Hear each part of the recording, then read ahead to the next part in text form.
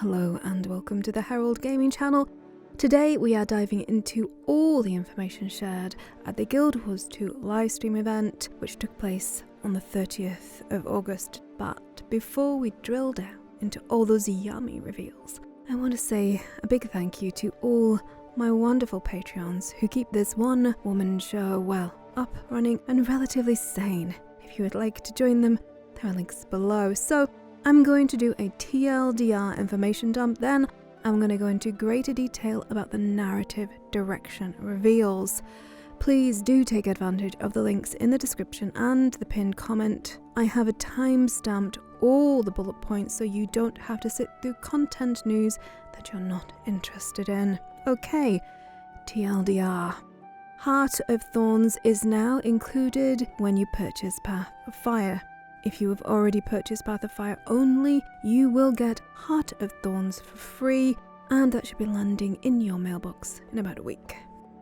Players who have purchased Heart of Thorns already get a title, Vanguard, a Mordrim-themed glider, this one, and a limited guaranteed wardrobe unlock. The glider skin and title are only available to players who purchased Heart of Thorns before this change. There are now 4 content teams, allowing the developers to produce more content and new forms of content too. Let the experimentation begin. The devs are introducing both build and gear templates to the game, but we do not have a date for this long overdue quality of life upgrade. They did say, however, that it will be very easy to share your build with others, and you can switch gear and builds on the fly. I will keep an eye out and see if they reveal the date anytime soon, but don't hold your breath. PvPers have a little good news today. You are getting a new armor set, which is, very nice, but nicer still, well, between conquest seasons, you will be able to take part in mini seasons, bridging that content gap and giving you some nice reward. Okay, remaking the world. The devs spoke very briefly about their intention to update old world content, which, oh my goodness, I welcome wholeheartedly. The vanilla content pales in both visual and gameplay quality to the modern iterations of the game. New players having to suffer through dated questing areas is, well, it's harming the growth of our player base, so big thumbs up from me for this. The next chapter of our Guild Wars 2 adventures will be called the Icebrood Saga, which will start on the 17th of September with the prologue episode, Bound by Blood. Bound by Blood will take us to the Charr Legion lands, specifically Grothmar Valley, a location which did feature in the original Guild Wars 1 Eye of the North campaign. The Icebrood Saga narrative focuses on the Norn and the Charr races in the aftermath of the tremendous changes wrought on the world by the events of not just Path of Fire but Heart of Thorns and the vanilla storyline too. Now, if you're hankering to know more about Norn culture and lore and that of the Charr legions and their homelands, there will be videos coming up on the channel in the days and weeks to follow. With Season 1 of the saga, we will be getting a new mastery path centered on Norn culture, specifically the spirits of the wild, with each spirit giving players a new ability. The first spirit of the wild mastery will be for the Raven. No word as of yet on new mounts. I would not discount them entirely at this point, but nothing so far has been said. There is new 10-man pug-friendly content coming with the Icebrood Saga Episode 1 in the form of strike missions. These are more casual types of raid with some kind of looking for group pug setting up feature, which is yet to be fully revealed. The first strike will take on the Icebrood construct, who will also evolve and feature again in subsequent installments of the saga. The devs describe strikes as a stepping off point into raids proper with great loot rewards. They did not reveal how often the strike can be run each week. Episode 2 will introduce a new world boss, Drakar, another monster-made legend from the original game. There was some information about Guild Wars 2 merchandise and new partnerships they've formed with other companies. I have put links below to all the companies mentioned. Two things stuck out for me personally: the Funko Pop figures of Rytlock, Baby Aurene and Flower Joko. These cuties arrive in January and you get an in-game mini pop, so I can't wait to see what those look like. And the other thing to catch my eye was Guild Wars 2 collaborating with the Dark Horse Comics to make an art book featuring lots of unseen concept work and various works from the conception of the game to date. And I love art. I love art books. I have a massive collection, so this is definitely on my Christmas list. So that's my TLDR overview. Now let's talk about the lore reveals in much greater detail. The livestream featured a mini interview with Julian Nardin, narrative lead, and Navara King, narrative designer. First things first, Julia stated that we have 3 more dragons to deal with. So it looks like we're not going to be hanging up our dragon slaying boots anytime soon. And now she also stated something quite interesting about our elder overlords. Each dragon is paired with a race. So the Silvari were of course paired to Mordremoth. The humans were center stage for Path of Fire and Crocodoric. The Norn are clearly linked to Jormag. So do we pair the Asura with Primordus? He did drive them from their subterranean homes.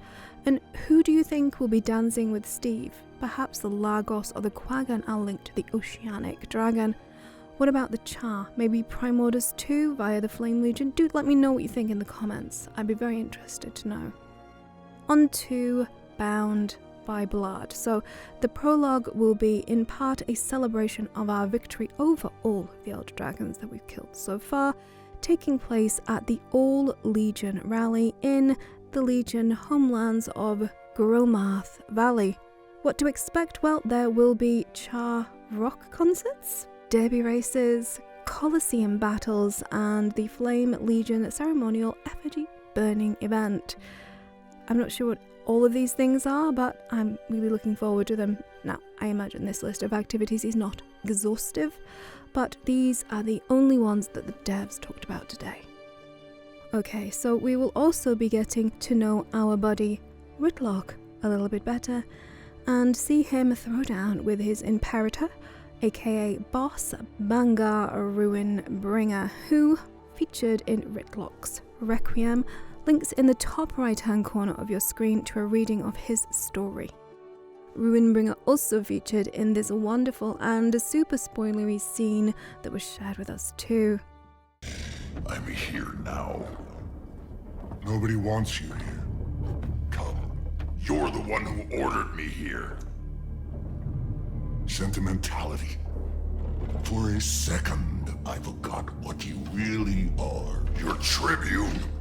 My disappointment.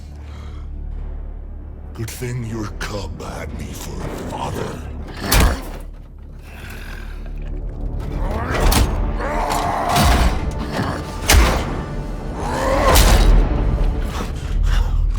Look whose fangs finally came in. Oh dear, the drums. I love it. Okay, so at the All Legion rally, well, all the legions were present. Now we know the Charr are a divided nation in many ways. Maybe a team of rivals is a better way of putting it, but to be sure there is always conflict and disagreement. The peace treaty with the humans, for example, the delicate, precarious peace treaty, could be in peril because of the lessening threat of the dragons. We are apparently going to get a lot of Charr politics running through the story, which is something I really look forward to. Now, I imagine there will be a lot less tea parties and a fair few more battles to the death than we're used to from our fleeting dalliance with human politicking, although Canag did brighten that dreary party up quite a bit. In fact, in respect of Charr politicking, we might even see the legions unite and select/elect a new Khanur, or Primus Imperator, basically a Charr absolute monarch, a king/queen, old school style. You know, they off with their heads, burn the villagers type. Now, I know many players have been crying out for more Charr love, lore and story. Let me know if you are one of them in the comments below and what you are hoping to see from the narrative kitty focus that we're getting. Now onto the Icebrood Saga proper, which finds us heading to the far Shiver Peaks, facing off against Jormag and his army right off the bat in episode 1. We will be travelling further north than we have ever gone in Guild Wars 2, to the lost homelands of the Norn, the frozen wasteland held under the elder dragon Jormag's thrall. We will get to explore the Norn culture as deeply and darkly as we will the Charr. We will discover the fate of the lost spirits of the wild. Fear not if you do not know who the spirits of the wild are. There will be content coming on the channel explaining who they are, generally delving deeper into the Norn culture, what we know so far. Moving on, it has been confirmed that we will be delving into the connections and lore of the Kodan and the Norn, hinted at so directly in the Bitterfrost Frontier. I actually made a video about that quite a while ago. I will link to that in the top right hand corner of the screen, but I will cover it again in future content. The Sons of Svanir will be heavily involved in the narrative too, which is fairly obvious of course. Braham and his journey will also get some love, and greater detail will be revealed about the guild that he formed after his fallout with the commander and his failed attempt at slaying Jormag. What are the consequences for a Norn who fails, especially the prophesied slayer of Jormag? For the prophecy says the Norn who breaks the tooth will slay the dragon and reclaim the homelands of their people. We could get to see the darker side of all that boisterous bragging that the Norn like to do so much. Should be interesting. There was also talk of the story tone after the celebration, which will be the prologue. Now apparently we're in for some Lovecraftian horror. If you are a stranger to H.P. Lovecraft, I will cover what his dark influence might mean for the story in yet more content I will be making as soon as I have finished this one, along with videos covering Rytlock's story, the Charr Legions and Homeland, Braham's story, Norn lore, their spirits of the wild, whilst doing a copious amount of speculation. Fear not, I will sleep when I'm dead. So that is my breakdown of all the announcements today. Do let me know if I have missed anything, fingers crossed I haven't, and do share your thoughts about all this information, all these reveals. And whilst you're down there nosing about, please do like this video if you did indeed like it, share it if the spirits of the wild move you, subscribe and ring that bell to not miss any of the massive amount of Guild Wars 2 content which is going to be flooding my channel in the following days and weeks. And do show some love to Jolly Joestar, Ada, Kildare, Hain, Cub, Jason Venter, Molini, Kyle Nelson, Christopher Martin, Dark Griever, and all my wondrous, fantabulous Patreons, without whom I would be unable to dedicate the time and resources I do to my content creation. I can never thank them all enough. And if you feel inspired by all these fantastical reveals and want to jump in and try Guild Wars 2, there are referral links below to the free-to-play game and the Path of Fire expansion 2, which now includes the Heart of Thorns expansion. Thanks to the generosity of Arenanet and their partner program, of whom I am a proud affiliate, using any of these referral links directly supports my channel, but costs you not a brass farthing more. Now, I hope you will join me again very soon for more Guild Wars 2 goodness, but until then, as always, thanks for watching.